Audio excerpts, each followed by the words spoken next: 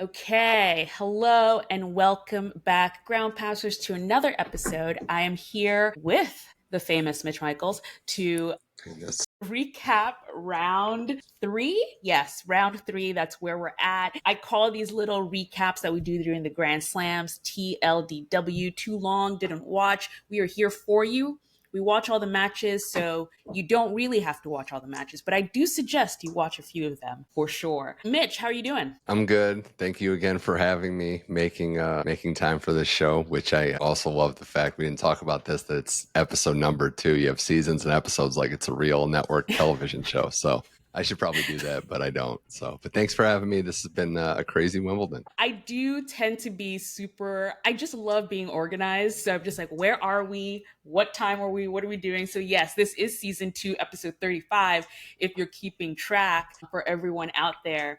But yeah, Ground Pass has been going for a bit. It's been great. During Roland Garros, we did this for the first time, kind of spur of the moment, where I thought, let's do a screening, like a watch party for people in the community where I live. I've always thought, why isn't there somewhere you can just go with a bunch of friends and go watch the tennis? So we partnered with McCarran Park House, which is sort of it's like a little, it's a park house that is in the middle of a park that's near me. And they were like, sure, yeah, come on down and screen the tennis. So doing that today, did it yesterday, this whole weekend, we're going to be there. And then we're going to also be there for the final weekend of the tournament. And it's been fun. Like, shout out to Hannah, who came over to the screening. She came for the first time during Roland Garros, and now she came back for Wimbledon. And it's really nice to like meet listeners in person and like watch them get excited about tennis, because she's new. You know, she was asking me scoring questions, which is really cool. So feel free to come by if you see me there and say hello, for sure. Yeah, it's a great idea. I think it's just showing you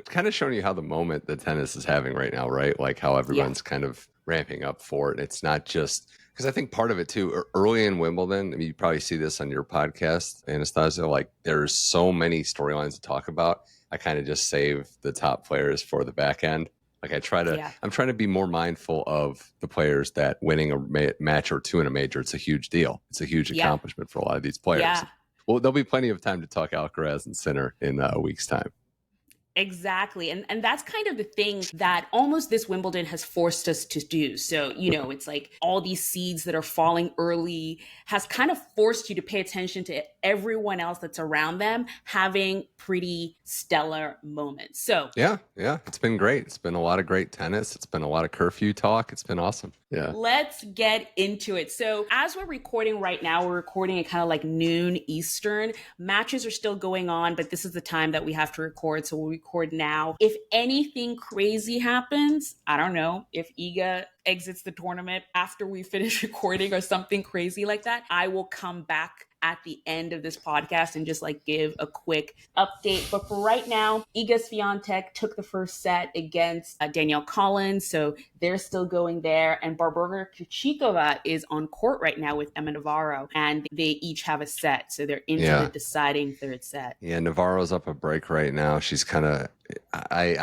I'm shocked that I wanted to talk about Babs win or lose because I think it's so fascinating how she plays and how she's even gotten herself in this position. In the first set, she played immaculate tennis. Navarro, though, is a different type of player. And what you see watching her play, we'll see still a lot of tennis left, is just how fit she is and how she's really built for these long, heavy matches. We started to see it in Australia with that epic match against Peyton Stearns and then taking it a little further. But Krejcikova's impressive, win or lose. What we've seen in this Wimbledon champion who hadn't played it since pretty much the tour finals, essentially, to be back in the mix is kind of nice. I do love the different styles of play that we're getting on grass. And when you have a player like Krejcikova, like Tatiana Maria, who won Queens, it's kind of nice to have some variety. Laura Siegemann's another one, obviously. Exactly.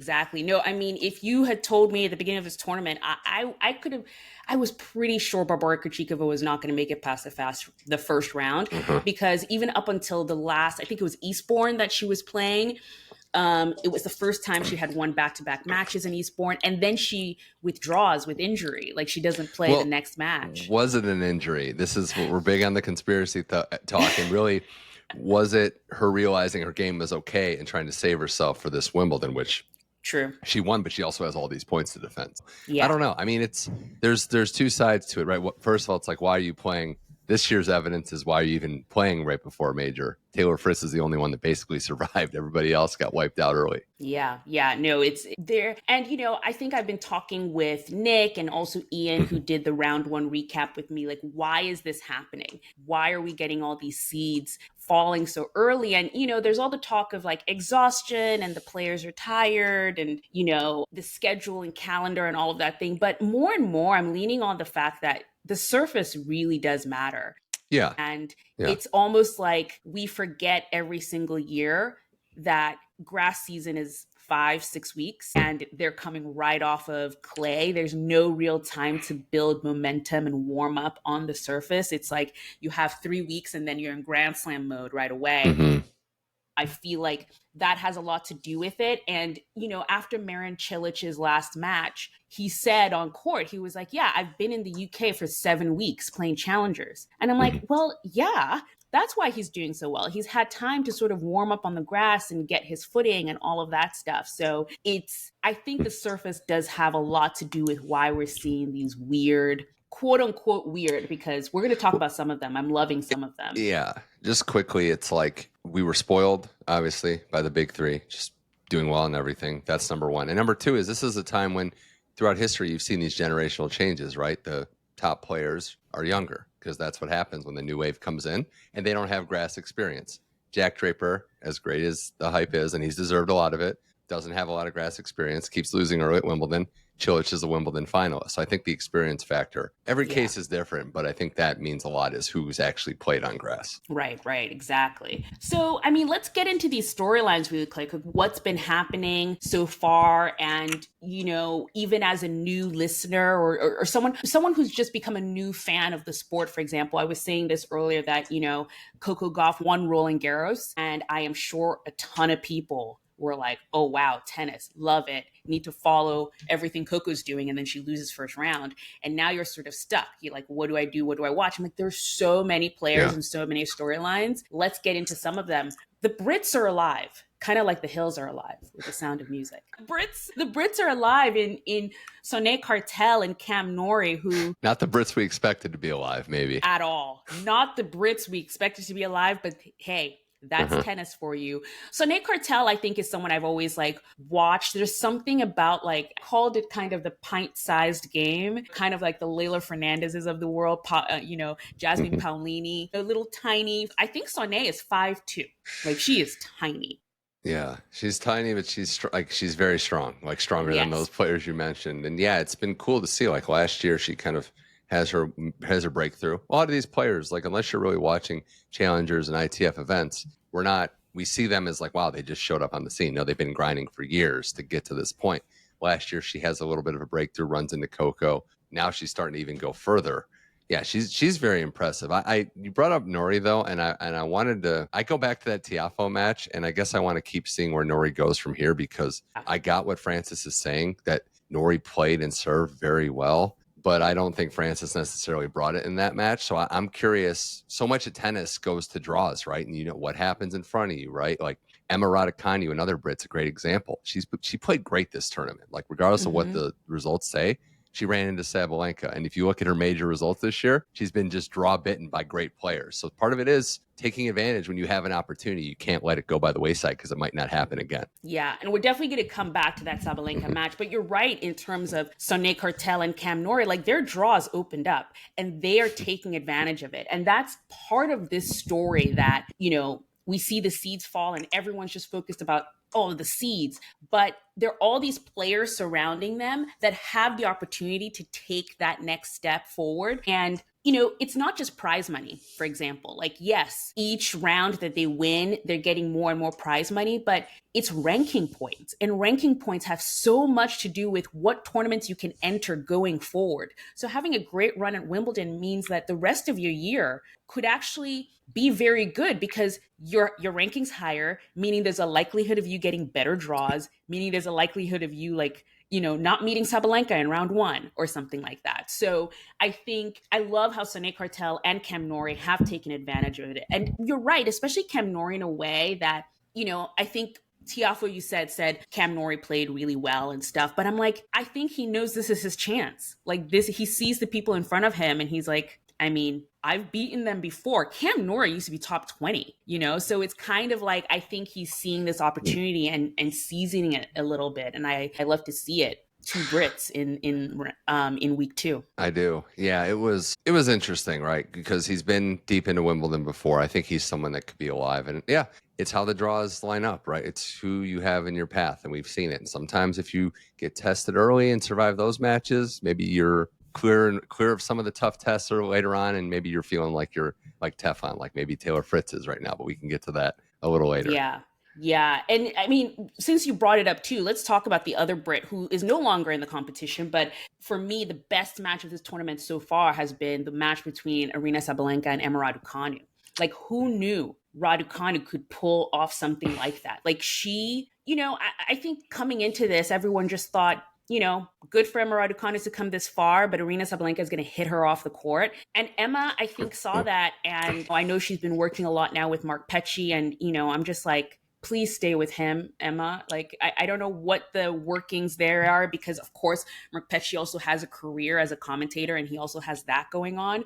But I was so impressed by how Emma Raducanu stepped up to the plate and just hit it out of the park. Like, she didn't back down. She was breaking Aryna Sabalenka's serve. Like, it was impressive performance. My agreement is, yes, it was a great match. I think it was just phenomenal quality. I think Sabalenka, and this is a compliment for Emma too, but Sabalenka was the superior player in that match. Emma's ability to fight and fend off all those break points was very impressive. It's the mark of someone that still believed, even when the chips were down, that she could be in that match. And she didn't. She had a chance to serve out the set. Sabalenka just kept raising her level and staying calm.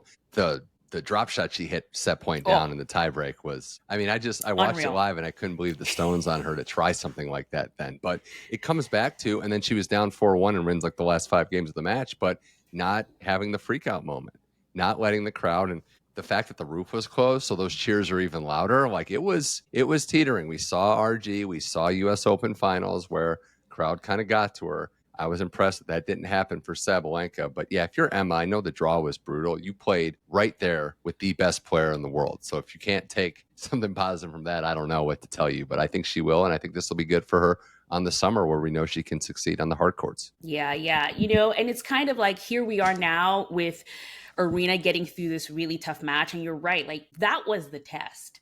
I think everyone, if Coco had stayed in the draw, were hoping for a rematch just to see what Aryna Sabalenka could do under pressure again, under pressure of a crowd and that's not supporting her. In this case, just hard as nails. She was just like, and you could see the edge was right there. She was right on the edge. Do you think it was the earrings? It must have been. I think it was the earrings for sure that got her through, because and that was the thing about Roland Garros. She just wasn't wearing the right earrings at the time. And it's funny too, right? Because that's why you can't just go off of draw necessarily before the tournament. We're like, it's brutal for Sabalenka. There's all these tests. Yeah, there's still tests in there. Emma was one, but Keys being out, like, that was supposed to be one. So, we lost Rybakina today from the field to Towson. So you can't, again, I keep going back to, we were spoiled by the big three. We were spoiled by Serena, who just continuously were going deep. That's not how this normally works historically. Yeah, no. So we'll see how she goes, because right now she's the only player left in the top 11. So yeah. I saw it yesterday. Going into yesterday was like 9 of the top 15 were out. So, and we lost more, but we lost more. Because you brought her up, let's go straight to Madison Keys, because, that was there are a lot of things that I don't know. For example, Madison Keys didn't come to press at the end of this match because she said the reason given was that she was sick. But here's the thing, I wouldn't come to press after that sort of a loss. She played against Laura Siegemund and lost in straight sets. And Laura Siegemund is a tricky player, but I just feel like you need to come into a match like that knowing that. And it just looked like Maddie didn't know what to do out there. And again, is this the element of grass? Is this what happens? But she does well on grass. Like, she's won titles on grass before, Madison Keys. She's gone deep at Wimbledon before. What did you think of that match? What I thought was, and again, she's had the best year of her life winning Australia. So I'm going to butter her up before I say what I'm going to say. That was like the old Madison Keys. That was the Madison Keys that runs into a tricky player, and her plan B, plan C is to just hit harder. And it doesn't work. And it's a disappointing grass season, not just because of that loss, because she lost to Tatiana Maria, and Marketa Vondrousova too. So those are three quote unquote tricky players, three different types of players, and it was the same type of match each time. We saw a theme in this, and it is a shame because, again, Keys looked so good in Australia and had at times in other tournaments too. But Siegemund, as you said, Anastasia is very tricky and was able to just keep her at bay. It was kind of like the Pegula match where you're shocked that the player doesn't get into it. Like there wasn't even really a moment where you thought, okay, here we go. We're back on track. That moment just didn't exist for Maddie. Yeah, it did not. And a fun fact about Laura Siegemund, which I think I knew before, but she kind of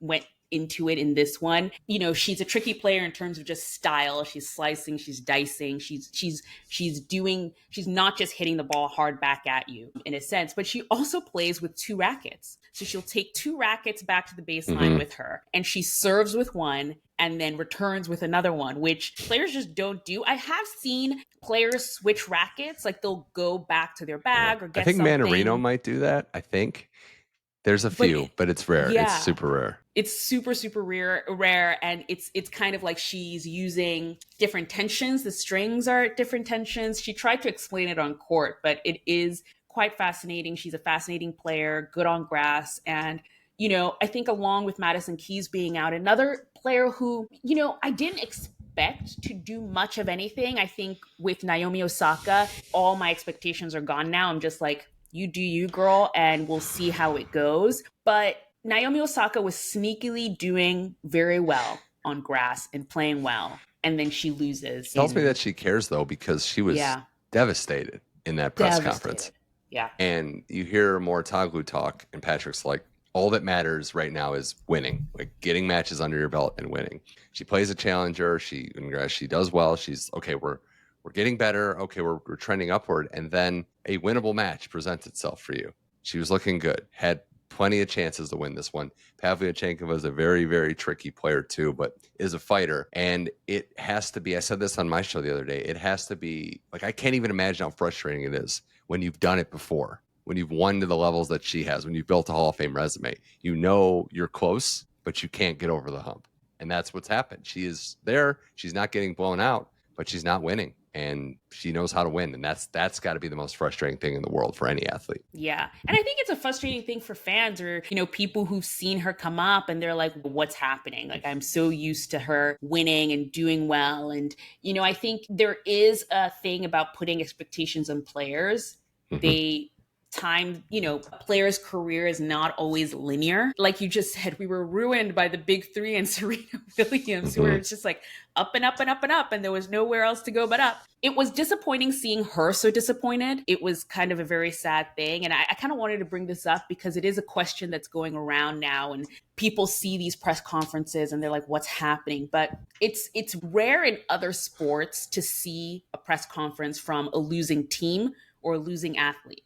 You just interview the winners for the most part. I don't know. Maybe it is. I don't know. I feel like the major sports, they do talk to the losers quite a bit. But maybe it's a social media thing, honestly. I'm not as active following other sports online, but maybe it is a social media thing to where those clips kind of get sent off longer. And I'm not, I know Naomi was like posted something like, they show me when I lose a lot. And I'm not getting into it because the biggest thing is she is a draw, right? And when you are a popular player, we want to hear from you, win or lose. So that's where I would disagree with Naomi. I don't think it's because they want to highlight losing. It's because you're one of the biggest names in the sport. When Serena lost, when Roger lost, when Djokovic loses, we like to hear what they have to say, which we wouldn't for players that are less popular. But yeah, I don't know. It's tough because there's only one winner every tournament. So everybody's basically losing each week, each 2 weeks. Exactly. And you're right. You're right in the sense that for sure they want to hear what she has to say because she's a big name. I'm just questioning in general the sort of the I mean, it is a requirement, these interviews of the losers. You know, again, we saw it with Arina Sabalenka at Roland Garros. My whole thing is, for me, it's very tough to judge a player based on an interview that they give after losing a match that they probably thought they should have won. Yeah, it's brutal. I don't think Naomi would have been upset if she thought, oh yeah, I had no chance to win that. You know, if she really thought I had no chance to win that, I don't think she's coming into the press conference disappointed in herself. You know, she's coming in there because she knew she could have won that. Right. Which matches do you think upset Federer more, getting destroyed by Nadal and RG, or the Wimbledon final against Djokovic where he had match points? Ooh, It's like, yeah, when you're that close, it's like, yeah, of course, that's the one that's going to sting. But I exactly. digress. Yeah, we'll see. That's another weird section. We got Sierra in there. Sanmez, I think she lost today. But, there's been so many different players that there's some heavy women's matchups, and there's some how do they get here matchups. But that's the beauty of this sport. That's the beauty of this sport. You know who won today that I kind of want to put in with Solana Sierra, because Solana Sierra is the lucky, she's the lucky loser into the second week. I think right now we have 3 Grand Slams in a row where we've had lucky losers do awesome. At Australian Open, it was Eva Lise. At Roland Garros, it was Louis Boisson. Here, it's Solana Sierra. And again, it sometimes draws opening up or, things like that. But at the same time, the field is deep. Like the talent runs really deep in the top 100 and even further. So on a giving day, someone, can just shine and just, see the ball really big and they're beating you no matter who you are. Unless you're Yannick Sinner.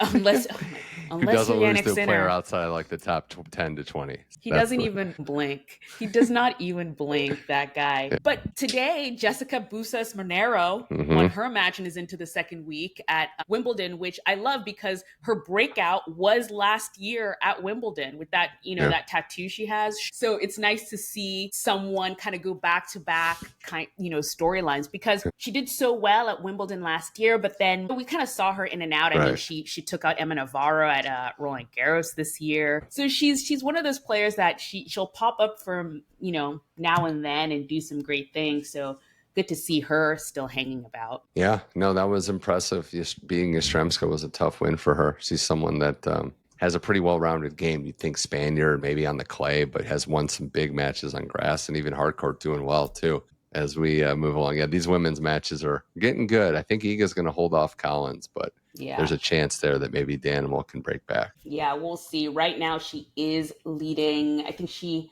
has the break in the second still. Yeah. So a couple more stories before we go into round 4, but Nicholas Jarry, man, see, these are the feel-good stories that I love. Like, if you don't know, Nicholas Jarry, former top 20 player, had an incredible year last year. He got to he won the title in Rome. Like, he had a really great year. He had the nose strip. Like, he totally was. I mean, it was great. Like, he was the original nose strip guy.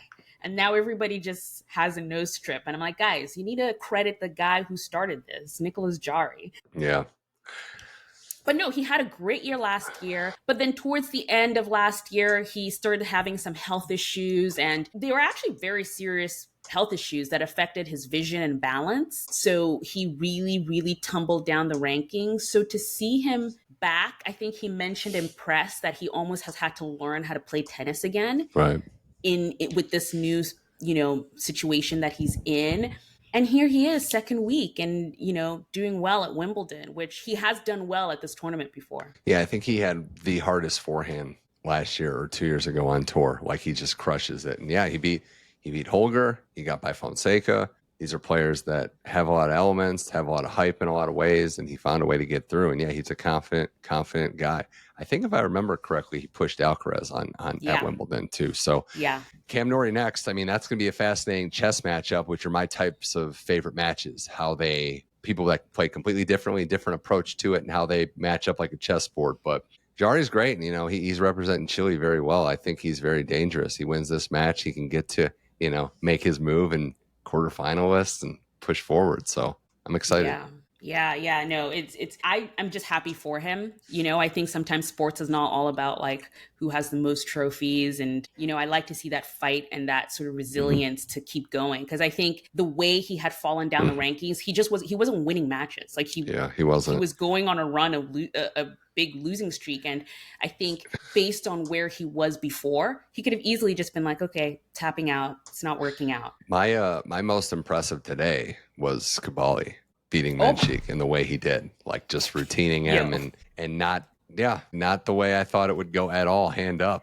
I thought you said the Brits are rising. If the Brits are rising, the Italians are like mega rising because The both Italians tours. arrived. The Yeah. Italians arrived already, and we just have to deal with it. So there's that. But okay, I don't know if you've seen this or anyone listening if you haven't seen this, but the ATP like social media sites, they have kind of made Kaboli their admin. So he's been popping up on their social media. Like I think when they were in Halle, he Yeah. kind of like took over the account and like took them around his day and stuff. I think they did that at a tournament before. I'm not really sure, but basically it was a bit, Mm-hmm. But they've kind of carried on the bit like for weeks now. Yeah. But ever since he became admin, he has been playing very well. He has, and he's one of those guys. Like, look at the players yesterday that won the men's side because we know that it's so top heavy. But Jordan Thompson been battling, just been grinding, beat Darderi, another Italian. Marcek from Poland beats Rinderknecht, gets through. Karen Hatchinoff, like that guy just fights. Like you're seeing Dimitrov just won. Dimitrov won, yeah. Beat Offner, the cagey old guy. They're just asking him about his hips. They're like, "How are your hips doing?" Like he's going to just start stretching in front of them. But no, I love these storylines, right? Because no one had them. Looks like De Minaur is probably going to get through Holmgren, another guy that had to battle to get here. The NCAA singles finalist who lost to Ben Shelton that year. So yeah, I love these stories too. I mean, there will be a reckoning. We know the top seeds typically by round 4 in the quarterfinals. But it is so good that you have players that win multiple matches, not just for the money and the ranking points, but just to let fans and podcast hosts like ourselves, introduce them to the world. Yeah, totally. Last story before we talk about what's coming up in round 4, but Mirra Andreeva defeats Hailey Baptiste. And again, I think another match where the main story was not who won or lost, but these players showing kind of who they are and where they're going. In the case of Hailey Baptiste, this is a play on the rise. Like if you're not on the Hailey Baptiste train, come aboard. Yeah. Let's go. Come on. I mean, this wasn't her best match. She hung in there. This was actually more about Andreeva raised her level, which we weren't sure about coming in. And this just reaffirmed, okay, she's a real contender to win here. That said, I'm with you completely. Baptiste is a player on the rise. She can play physical matches. She's got a very visually, aesthetically pleasing game, how she plays grass court tennis. So I love that. I actually thought the second round match against Mboku was a fun one, even though it went her way. But I think Mboku's someone that's going to be on the right. She's a few years behind Baptiste, obviously, in development, but the potential's there. But yeah, I think Baptiste is someone that I think has legit top 20, maybe even higher potential in the near future. Yeah, no, totally. It's been really fun watching her since Charleston and just seeing how well she did during the clay season and now through the grass season. She's coming back to the States for the hard court season and expecting really big things from her. But you're right. I was worried about Mirra Andreeva coming into this match. In fact, I've been worried about her since that loss to Louis Boisson, because she's been very temperamental on court since then. That was, I mean, I don't think I wasn't really around covering tennis when Martina Hingis had that meltdown against Steffi Graf. That's the comparison. The last game was like the most obvious. I want to be done. I want to get off the court as possible. Yeah. And it's a lot. It's a lot for play. We don't give players like Mirra, players like Coco enough credit for how they handle the hype at pre-adulthood age, because it's so much to deal with. But yeah, she has bounced back. She looks good. That backhand on the rise is one of my top 3 or 4 favorite shots in all of tennis, men's or women's. So yeah, I'm putting her squarely in the mix now. I saw what I needed to. She's a contender here. Yeah. Really great storylines coming out of this Wimbledon with or without seeds. Let's get into round 4. All right. We've kind of mentioned some of these matches, but I'm on the British train right now. I think I want to see if they can take this into sort of the quarterfinal round. We have Sonia Kartal taking on Anastasia Polyachentova, and then we've got Nico Jarry against Cam Norrie. I mean, this is like must-watch television, in my opinion. I mentioned Norrie Jarry. I think the Kartal Pavlyuchenkova match, this is going to be a physical brand of tennis. And you have Sierra Siegemund for a quarterfinal spot. I mean, that's something. I will say, though, don't sleep on Sabalenka Mertens, because Mertens has a grass court title. I would expect Sabalenka to win this match, but if she's not at her best and Mertens is just frustrating her, don't sleep on that matchup. I still do expect Sabalenka to make her way through. So that was the other one I'm looking at. Also, shout out to Belinda Bencic. She battled her way through today in a very physical third set match tiebreak. She gets Alexandrova next, who is lurking. Those big servers, Alexandrova and Samsonova, they're just lurking around. Those two players that you just named, especially Ekaterina Alexandrova, no one talks about her until she's like in the semifinals, and you're like, where was everybody when she was in the round one? She's just one of those players where all of a sudden you're just like, wait, she's in the semis, but how? Mm-hmm. And here she is, like, again, like into the second week of Wimbledon without a peep. I have not heard anyone mention her name until right now. So the other thing that I think we have to discuss storyline wise is Iga looking like she's going to win this match 2 points away now as we record this. That Iga matchup, Anastasia, is against Claire Tauson. Tauson looked pretty good against Raducanu and has the type of game that if you want to say what's given Iga problems in the last 18 months, it is someone that plays like Clara Tauson does. So just putting that out in the ether. just tossing the ball and seeing if anyone catches it. Just do what you want. But Iga's played a lot better. Her serve looks a lot better.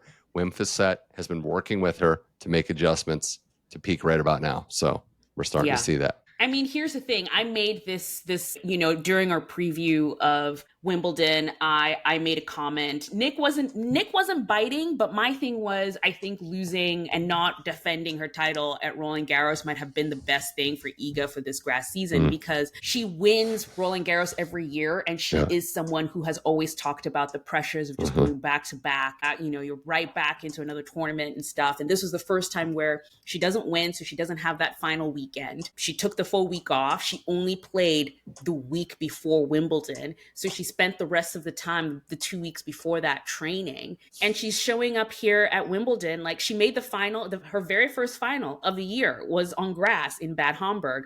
And here she is playing very well at Wimbledon. So I think she did need the time on grass to definitely work on her game and see if she could, put up a better performance at Wimbledon. And so far, like you said, she just won. She just beat Danielle Collins, her little, boogie woman that, everyone's always like, Iga Danielle Collins. She just beat her. So watch out.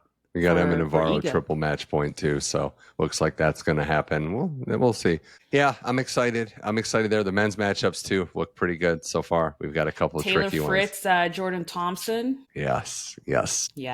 That's going to be a good grass court tennis. Sinner and Dimitrov is another matchup that's going to be there. Oddly enough, I'm kind of intrigued if it shapes this way. De Minaur Djokovic may be the first sign that, test of Djokovic. If De Minaur looks like he's back, he had some issues. He plays well on the grass, has a title. Maybe this is where we see what the legs look like from Novak and how his fitness holds up as he progresses late in his career. What I'm so interested in if that match happens? What's that? Is more Leighton Hewitt against Djokovic.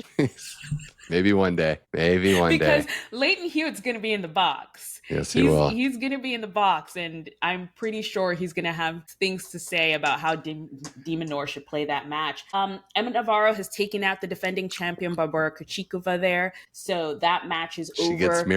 She gets Mirra next for all her hard work. She gets Mirra, and I almost forgot, that match, obviously, that match is probably going to be the match I'm most tuned into the next round, but I'm also really tuned into Golden Opportunity, Anisimova, Linda Noskova, two great players. Anisimova is still young. Noskova is very young. The winner of that match has a real chance to break out. They would get the Kartal Pavlyuchenkova winner. I think Anisimova looks great, but this is a very tough matchup for her. So that one, don't sleep on that one. That'd be the one I'd be, if I was in your shoes advising people, I think that'd be on my list. Yeah.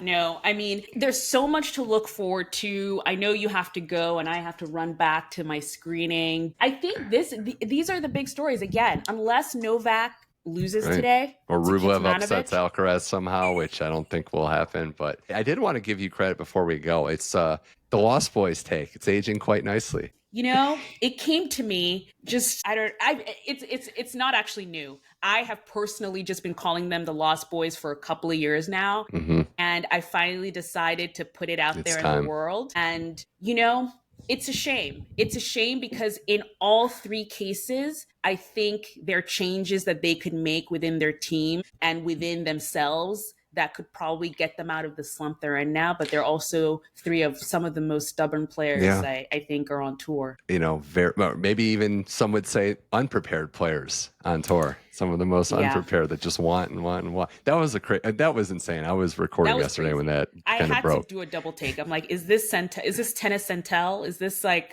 one of these Only like fake Goran, news only Goran. stories?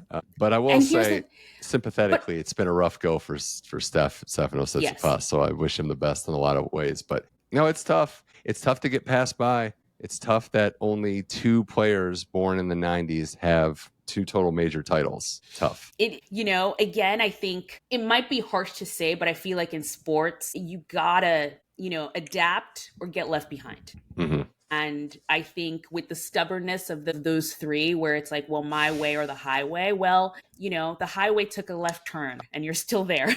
I would just quickly, I would sum each up a little differently. Medvedev failed to adapt. Zverev has too much scar tissue, mental baggage from getting close and not winning. And Tsitsipas, with the injury and with other stuff, just completely lost confidence. Because I saw a highlight of Yeah. him 5 years ago, and it was totally different. So Yeah. And we'll here's the see. thing, I call them the lost boys or whatever. There is still time. These Yeah. guys are not 37. No. There is still time for Still them to time. turn this ship around. So Yeah. I'm actually hoping they will, because that will make it more fun. Can you imagine if Tsitsipas came back? Can you imagine if that one-handed backhand was firing again, or if Medvedev, hardcourt king, just decided to, Yeah. reemerge? I know. Could be It would be fun. nice. It would be very nice if we can get those guys back in the mix, and if somebody could break up the Sinner Alcaraz. I love the finals as much as anyone, but who's going to be the next person to break it up? Who's going to be the next person to win a major outside those two? Someone's going to have to do it. Someone's going to We'll have see. to do it. But Mitch, thank you for taking the Pleasure. time this Saturday to talk with me. Again, this will be the end of the episode, barring any crazy upsets. But I think today is going to be a pretty chill day at Wimbledon. If we hear your Famous voice last again, words. if we hear your voice again, that means Djokovic lost. I don't think there's anything else that could really make you come back. Or I mean, maybe Ben Shelton lost, but even that, I don't think it's like a even crazy. That, I'll post about it Kusevich is somewhere. tough. Yeah. So this is the end of the episode, unless Djokovic loses, and it's all chaos in these Twitter and Instagram streets. So we'll see what happens. But it's always fun to come on the show, Anastasia. You guys do great work, you and Nick at Ground Pass. I'm always intrigued and honored to be asked. So thanks for having me on the show. Awesome. Thank you. And bye, guys.